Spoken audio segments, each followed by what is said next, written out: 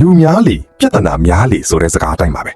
လူဦးရေထူထပ်လွန်းတဲ့အခါသဘောထားကွဲလွဲမှုတွေအကျင့်ပြတ်ခြစားမှုတွေနဲ့ပဋိပက္ခတွေဖြစ်လာတတ်ပြီးနိုင်ငံရဲ့ငြိမ်းချမ်းရေးကိုထိခိုက်စေပါတယ်ဒါကြောင့်လေကမ္ဘာအငြိမ်းချမ်းဆုံးနိုင်ငံတွေမှာလူဦးရေနည်းပါးတာကိုတွေ့ရတတ်ပါတယ်ဥပမာနယူးဇီလန်နိုင်ငံမှာဆိုရင်လူဦးရေထက်ပိုးအရေအတွက်က6ဆလောက်တောင်ပိုများပြီးကမ္ဘာအငြိမ်းချမ်းဆုံးနိုင်ငံစင်းရင်မှာအမြဲပါဝင်နေပါတယ်ဒီနေ့ဗီဒီယိုမှာတော့ရာဇဝတ်မှုနှုန်းအလွန်နည်းပါပြီးအစိုးရတည်ငြိမ်မှုရှိတဲ့ကမ္ဘာအငြိမ်းချမ်းဆုံးထိပ်တန်းနိုင်ငံ10ခုအကြောင်းကိုတင်ဆက်ပေးသွားမှာဖြစ်ပါတယ်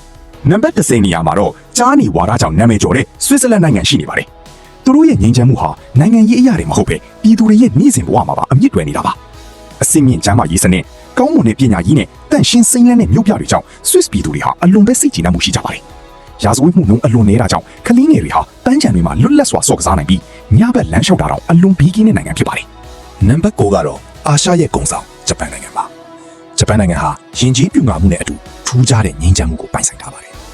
ဂျပန်မှာပတ်စံအိတ်ပျောက်သွားရင်တော့အထက်ကပစ္စည်းစုံလင်စွာနဲ့ပြန်ရတတ်တာဟာပြည်သူတွေရဲ့စီကံလိုက်နာမှုကိုဖော်ပြနေတာပါ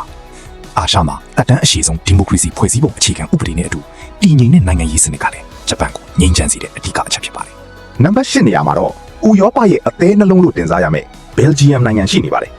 ကမ္ဘာငြိမ်းချမ်းရေးအညွှန်းကိန်းရဘယ်လ်ဂျီယမ်ဟာနေထိုင်ခြင်းစရာအကောင်းဆုံးနေရာတစ်ခုပါမြို့တော်ဘရပ်ဆဲလ်ဟာဥရောပသမဂ္ဂနဲ့နီတိုတို့ရဲ့ဗဟိုချက်ဖြစ်တယ်လို့ရှေးဟောင်းရုံးခံမှုတွေနဲ့တဘာဝအလှတရားတွေပေါင်းစပ်နေတဲ့အေးချမ်းတဲ့ဝန်းကျင်ကိုပိုင်ဆိုင်ထားပါတယ်နံပါတ်9ကတော့စကန်ဒီနေးဗီးယားနိုင်ငံတစ်ခုဖြစ်တဲ့ဆွီဒင်နိုင်ငံပါဆွီဒင်ဟာလူရဲမှုနှုန်းအလွန်နည်းပါးပြီးတစ်နှစ်မှာဖြစ်ပွားမှု9000ဝန်းကျင်ပဲရှိပါတယ်ဒါဟာအမေရိကန်လိုနိုင်ငံမျိုးနဲ့ရှင်ရင်အဆပေါင်းများစွာကွာခြားနေတာပါဒါအပြင်မိဘနှစ်ပါးစလုံးအတွက်15လအထိခွင့်ပေးတဲ့ရရောတဲ့လူမှုဖူလုံရေးစနစ်ကလည်းပြည်သူတွေကိုစိတ်အေးချမ်းစေပါတယ်နံပါတ်6နေရာမှာတော့ကျွန်တော်တို့အာရှကစင်ကာပူနိုင်ငံရှိနေပါတယ်စင်ကာပူရဲ့ငြိမ်းချမ်းမှုဟာပြင်းထန်တဲ့ဥပဒေစိုးမိုးရေးကနေလာတာပါအစိုးရဟာလူမျိုးပေါင်းစုံကြားတဟာဇာတဖြစ်အောင်စနစ်တကျထိန်းသိမ်းထားပါတယ်တန့်ရှင်းတဲ့လမ်းမတွေနဲ့စိမ်းလန်းတဲ့ပန်းခြံတွေထဲမှာဘယ်အချိန်သွားဘေးကင်းလုံခြုံမှုကိုအပြည့်အဝခံစားရမှာပါနံပါတ်5ကတော့တဘာဝအလှတရားတွေနဲ့ပြည့်နှက်နေတဲ့ဩစတြီးယားနိုင်ငံပါဩစတြီးယားဟာလှပယုံနေမဟုတ်ပဲရာဇဝတ်မှုနှုန်းအလွန်နည်းတဲ့နိုင်ငံပါဒီမိုကရေစီနဲ့လူ့အခွင့်အရေးကိုတန်းဖိုးထားတဲ့တည်ငြိမ်တဲ့အစိုးရကြောင့်ပြည်သူတွေဟာတဟဇာတဖြစ်စွာနေထိုင်ကြပါတယ်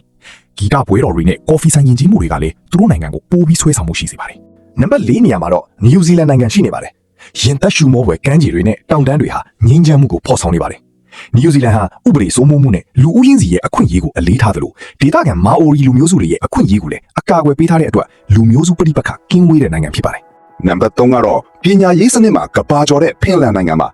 ဖင်လန်မှာအကတိလိုက်စားမှုကင်းစင်ပြီးလူဒန်းစားခွဲခြားမှုအလွန်နည်းပါတယ်ပြည်သူတွေဟာတယောက်နဲ့တယောက်တန်းတူရည်တူဆက်ဆံကြသလိုကျောင်းမှာတန်းတူညီမျှမှုမှာလည်းထိတ်တန်းကရှိနေပါတယ်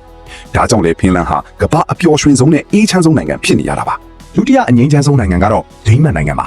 ဒိန်းမတ်ဟာကမ္ဘာဘေးကင်းဆုံးနိုင်ငံစရင်မှာအမြဲတမ်းထိပ်ဆုံးကပါဝင်ပါတယ်နိုင်ငံရေးတည်ငြိမ်မှုရှိသလိုလူမှုရေးတန်းတူညီမျှမှုမှာလည်းစံပြဖြစ်ပါတယ်အခမဲ့ပညာရေးနဲ့ကျန်းမာရေးစနစ်တွေကြောင့်ပြည်သူတွေဟာစိတ်တော်ကကင်းဝေးစွာနဲ့ပျော်ပျော်ရွှင်ရွှင်နေထိုင်နိုင်ကြပါတယ်